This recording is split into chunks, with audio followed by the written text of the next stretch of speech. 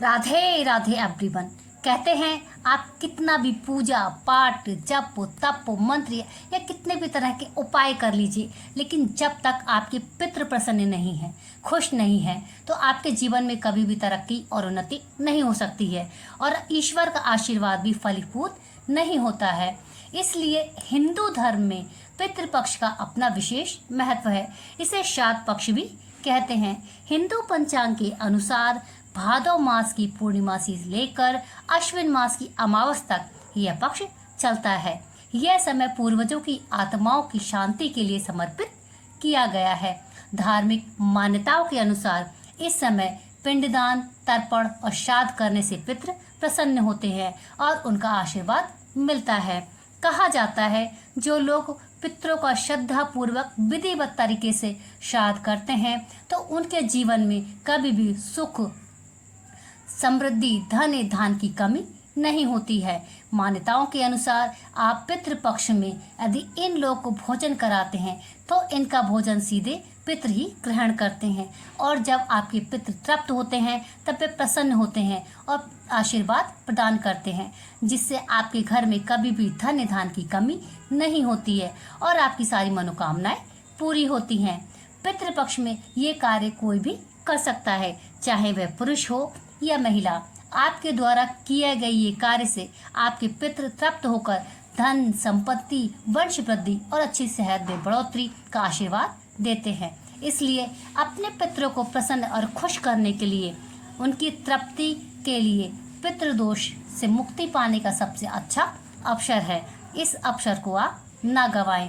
इस अवसर का लाभ उठाते हुए आपको पितृपक्ष में पितरों को तर्पण, पिंडदान और श्राद्ध, ब्राह्मण भोज आदि कराना चाहिए, जिससे पितृ प्रसन्न होकर आपको आशीर्वाद प्रदान करें और पूरे परिवार की उन्नति हो। ये कार्य पुरुष या महिला कोई भी कर सकता है।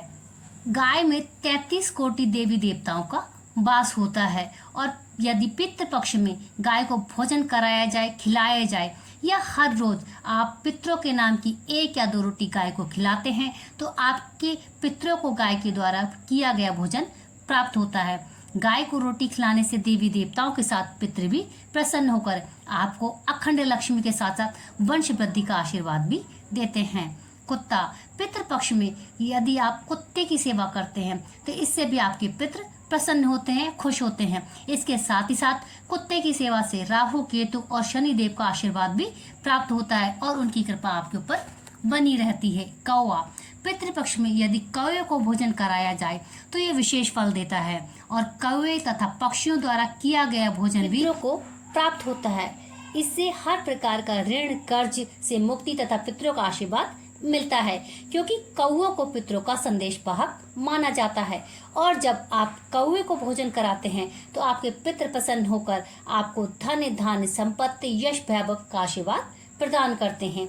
चींटी, श्राद्ध पक्ष में चींटियों को भी कुछ न कुछ खिलाना चाहिए, क्योंकि चींटी जमीन के नीचे यानी पाताल लोक के प्राणी मानी जाते हैं और उन्हें जिनके पितृ पाताल लोक में फंसे हुए हैं उन्हें चींटियों द्वारा भोजन प्राप्त होता है। इसलिए श्राद्ध पक्ष में चींटियों को अवश्य कुछ न कुछ डालें।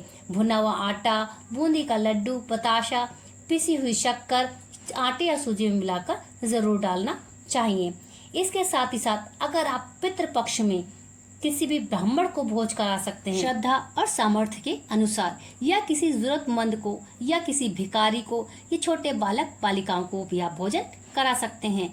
इन सभी कार्यों से आपके पितृ प्रसन्न होंगे, खुश होंगे और आपकी सारी मनोकामनाएं पूरी होने का आशीर्वाद देंगे। वंश वृद्धि होगी, धन धान में बढ़ोतरी होगी।